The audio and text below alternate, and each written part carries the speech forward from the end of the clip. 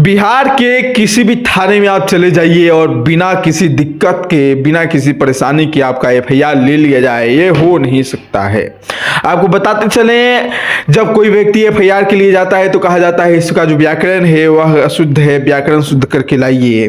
और फिर जब व्याकरण शुद्ध करके आदमी लेके पहुंचता है तो भैया ये मारपीट का मामला है, आप एक काम कीजिए, जाइए हॉस्पिटल से इंक्वायरी बनवा के लाइए। सबसे बड़ी बात कि जब कोई गरीब व्यक्ति झगड़ा होता है उसके साथ, वह थाने में रिपोर्ट लिखाने जाता है तो थानेदार साहब कहते हैं एफआईआर दर्ज कराओ। एफआईआर दर्ज कराने के बाद कहते हैं घर जाओ, मैं आगे देखता हूँ। और वो जानते हैं क्या देखते हैं, वो देखते हैं एफआईआर की कॉपी। उसमें देखते हैं कौना गांव का आदमी है, वो गांव के आदमी कौना गांव का आदमी है, वो गांव में कौन है, अपना मुखिया अपना है कि दलाल अपना है। फिर दरोगा साहब फोन करेंगे उसके पास कि इस आदमी से उस आदमी के झगड़ा हुआ है तो उसका नंबर नाम हमको दो। फिर दरोगा साहब उसके पास फोन करेंगे और कहेंगे कि तुम्हारे खिलाफ एक केस कर रहा है, हई करेगा हऊ करेगा, एफआईआर किया है, आओ तुम भी इसके खिलाफ एक काउंटर केस कर दो। फिर बुलाते हैं थाने में, इससे 5,000 लेते हैं। फिर उसको भी फोन करके बुलाते हैं कि यही मामला है, आ जाओ तुम भी थाने में। दोनों से 5-5 हजार ले लिए, 10,000 हो गया थानेदार साहब के जेब में। थानेदार साहब इन दोनों को समझाते हैं कि सुनो, उतने दिन से केस नहीं हुआ, कभी केस मुकदमा के चक्कर में तुम नहीं पड़े हो, क्यों इस सब के चक्कर में पड़ रहे हो, छोड़ो, इस सब के चक्कर में नहीं पड़ते। और इन दोनों को शांत करा के बैठा देंगे। वही जब कोई मुखिया और विधायक की बात करें तो सफेद कुर्ता में उसका आदमी आता है मुखिया विधायक का, तो ये क्या करते हैं, उन लोगों को देखते ही कुर्सी छोड़ के खड़े हो जाते हैं, सेवा साझेदारी में लग जाते हैं। और फिर जो है कि उन दोनों उसके लिए जो है कि पूछते हैं कि क्या प्रॉब्लम आ गया है आपको, क्या दिक्कत, कहाँ दिक्कत है आपको। बताते हैं मुखिया के आदमी, विधायक के आदमी, तो जो है कि थानेदार साहब तुरंत जो कि शुरू कर देते हैं, एक्शन मूड में आ जाते हैं और जो है कि अलगे भौकाल दिखाने लगते हैं। आपको बताते चले कि बिहार में बिना पैसा का अगर कोई काम होता हो तो शायद ही ऐसा होता होगा। आपको हम बताते हैं, जब कोई गरीब व्यक्ति शराब पी के रोड पे चलता है, अगर कोई पुलिस वाला उसको धर पकड़ लेता है तो कहता है तुमको अभी हम थाने में लेके जाएंगे, एक्साइज विभाग को दे देंगे तो तुम जेल में सड़ोगे। एक काम करो, जेल में का सड़ोगे, तुम पैसा दे दो कुछ, हम तुम्हारा जो है कि तुमको छोड़ देंगे।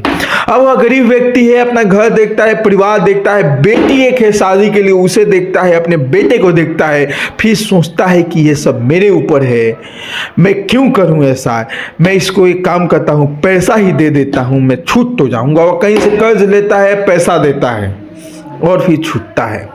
बात करें अगर किसी झगड़े के मामले में एफआईआर दर्ज हुआ हो और फिर वह व्यक्ति चाहता है कि नाम कट जाए, 10 आदमी का नाम है तो 3 आदमी का ऊपर का नाम छोड़ के नीचे के 7 आदमी के नाम सिर्फ पैसे के बल पे काटे जाते हैं। बात करें किसी हत्या की, तो हत्या में अगर 10 आदमी शामिल हैं तो ऊपर के 4 आदमी का नाम छोड़ के नीचे के जो है कि 6 आदमी का नाम आसानी से काट दिया जाता है, सिर्फ पैसे के नाम पर। और मर्डर में तो एक आदमी के नाम काटने के लिए 2 लाख 3 लाख रुपए ले लिए जाते हैं। अगर हम बात करें कि एक दरोगा की आय की, तो उस दरोगा का आय से अधिक संपत्ति कैसे बढ़ जाती है। अगर किसी शराब माफिया के इलाके के दरोगा की बात करें तो उसकी संपत्ति आप जांच करवाइए, आय से अधिक ना हो तो कहिएगा। बालू माफिया का कोई भी ऐसे क्षेत्र हो, आप जांच करवाइए, आप खुद कहिएगा कि भैया ये आय से अधिक कैसे हो गया। यह सब आपको देखना चाहिए।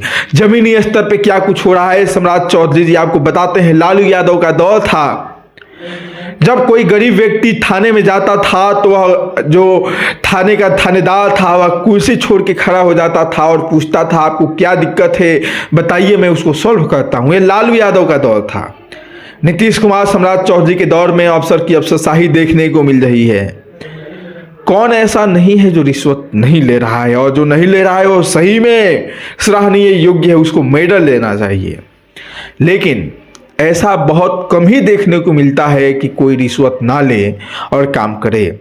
आप लोग ने एक दस्ता तैयार किया है कि कोई आदमी अगर घूस लेता है तो पकड़ा जाता है तो उसको तुरंत ही गिरफ्तार कर लिया जाए।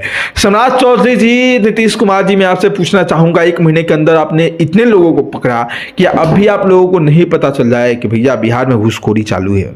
खैर, आपकी यह पहल बिल्कुल सही है, इस पहल का मैं सराहना करता हूं कि नीतीश कुमार सम्राट चौधरी की एक पहल शुरू किया गया है कि किसी गरीब से 1 भी रुपया अगर कोई जो है कि रिश्वत लेता है तो उसको बख्शा नहीं जाएगा। सम्राट चौधरी जी, सिर्फ ऊपर बैठ के इन बातों को नहीं कहना होगा, इस बातों को जमीन पे धरातल पे उतारना होगा। और जब धरातल पे यह बातें आपकी उतरेंगी तो वाकई ही बिहार एक समृद्ध होगा। बिहार में जो कुछ भी हो रहा है वह बिहार का नाम जो डुबाया जा रहा है वह बिहार का नाम फिर से रोशन होगा और सम्राट चौधरी को लोग फिर से कहेंगे कि हाँ, एक और नेता आया था सम्राट चौधरी नाम का और उसने यह बिहार को घूसखोरी मुक्त कराया था। इस पे आप क्या कुछ कहिएगा, कमेंट करके बताइए।